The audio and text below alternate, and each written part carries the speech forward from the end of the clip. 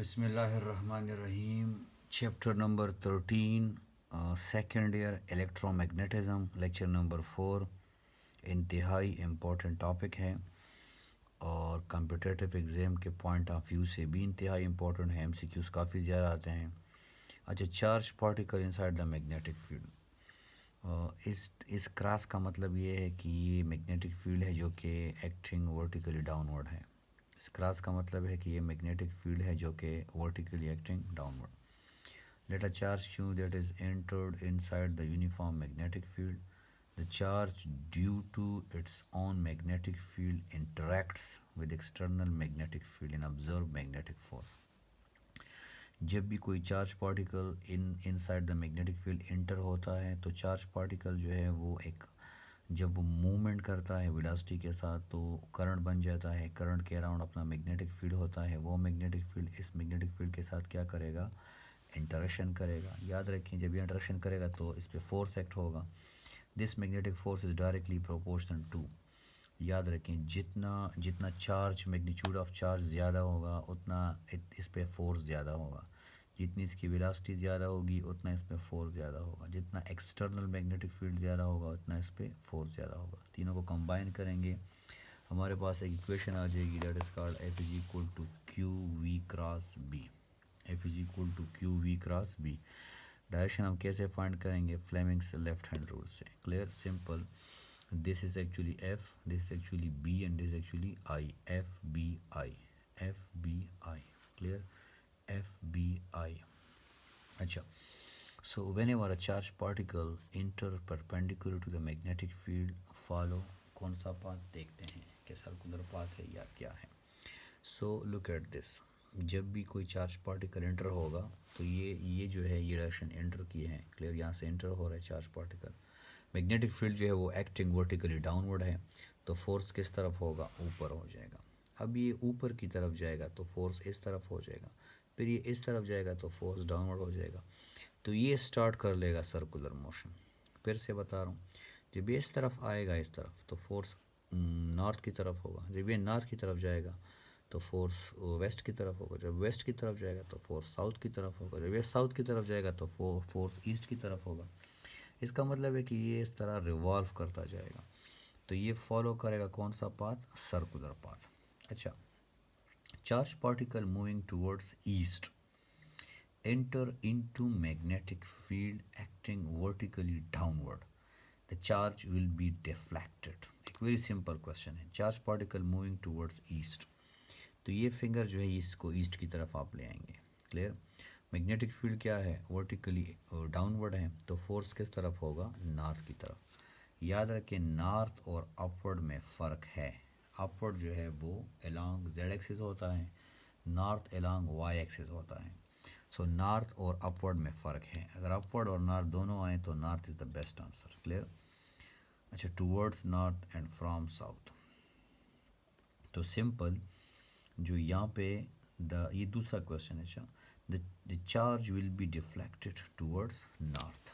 Okay, so simple, हमने Fleming's left hand rule से। अच्छा, एक और क्वेश्चन, वेलोसिटी नॉर्थ की तरफ है, मैग्नेटिक फील्ड ईस्ट की तरफ है, फोर्स किस तरफ होगा। क्लियर, वेलोसिटी नॉर्थ की तरफ है तो ये नॉर्थ हो गया है, मैग्नेटिक फील्ड जो है वो ईस्ट की तरफ है।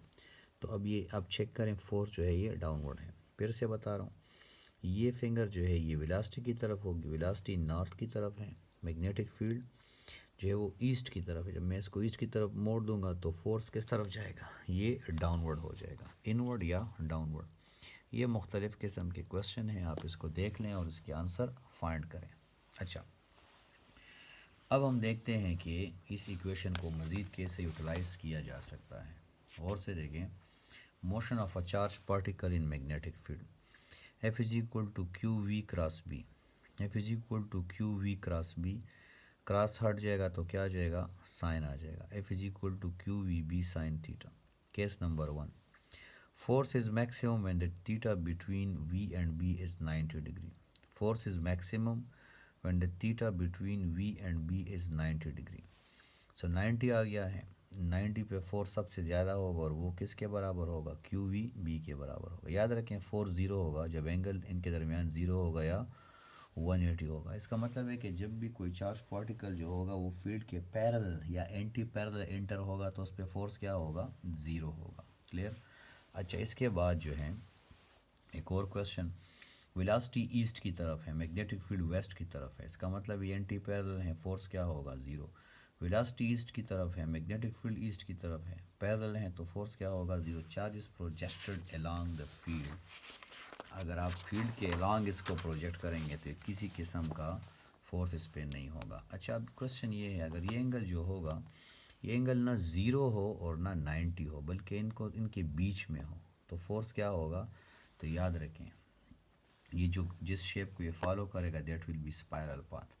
तो जब 0 डिग्री पे एंटर होगा तो ये स्ट्रेट चला जाएगा, जब 90 पे होगा तो रोटेट होगा। अब ना ज़ीरो है और ना 90 है तो ये स्पाइरल पाथ में ऐसे मूवमेंट स्टार्ट कर देगा, मतलब फॉरवर्ड भी जाएगा और रोटेट भी होगा, like this spiral path, spring की तरह चला जाएगा।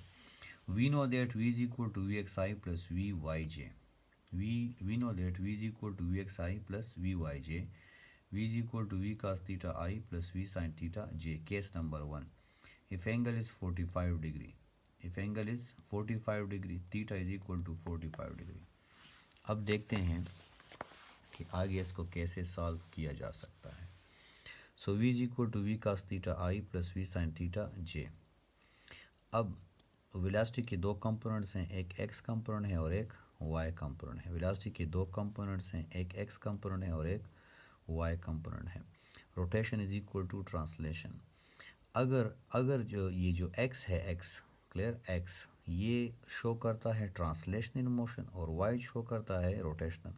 अगर एंगल 45 हो जाए, एंगल क्या हो जाए, 45 हो जाए, अगर एंगल 45 हो जाए, क्लियर, एंगल 45 हो जाए तो याद रखें इसकी रोटेशन और ट्रांसलेशन आपस में इक्वल होगी।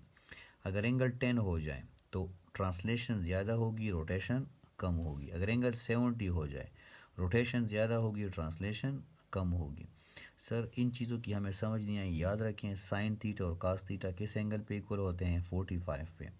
जितना आप ज़ीरो की तरफ आएंगे तो कास मैक्सिमम होगा, जितना आप 90 की तरफ जाएंगे तो साइन मैक्सिमम होगा। 45 डिग्री पे दोनों आपस में क्या होंगे, इक्वल होंगे। 45 डिग्री पे रोटेशन और ट्रांसलेशन आपस में इक्वल होंगी। 10 डिग्री पे ट्रांसलेशन ज़्यादा होगी, रोटेशन कम होगी। 70 डिग्री पे रोटेशन ज़्यादा होगी और ट्रांसलेशन कम होगी। क्लियर। एक टॉपिक है जिसका नाम है pitch of the spiral path. जब ये स्पाइरल पाथ कवर करेगा तो ये हॉरिजॉन्टल डिस्टेंस कवर कर रहा है दो रोटेशन के दरमियान। इस एरो को हम कहते हैं pitch of the spiral path. Horizontal distance covered by a charge particle during spiral path known as pitch of the spiral path.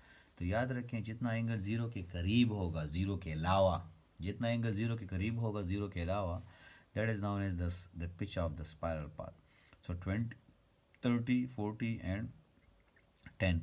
10 degree पे जो है, 10 डिग्री पे याद रखें 10 डिग्री पे जो पिच होगा वो सबसे ज़्यादा होगा इन एंगल्स में। क्लियर। ओके, तो ये बात आपने याद रखनी है। क्लियर। ओके, हमारा अगला टॉपिक है that is time period. Time period, जिस किसी को भी ये नोट्स चाहिए तो पर्सनली टेक्स्ट कर सकता है, उसको मैं ये नोट्स प्रोवाइड कर दूँगा। अच्छा, ओके, टाइम पीरियड जो है that is our next topic. इंशाल्लाह ये नेक्स्ट लेक्चर में होगा। Wish you best of luck.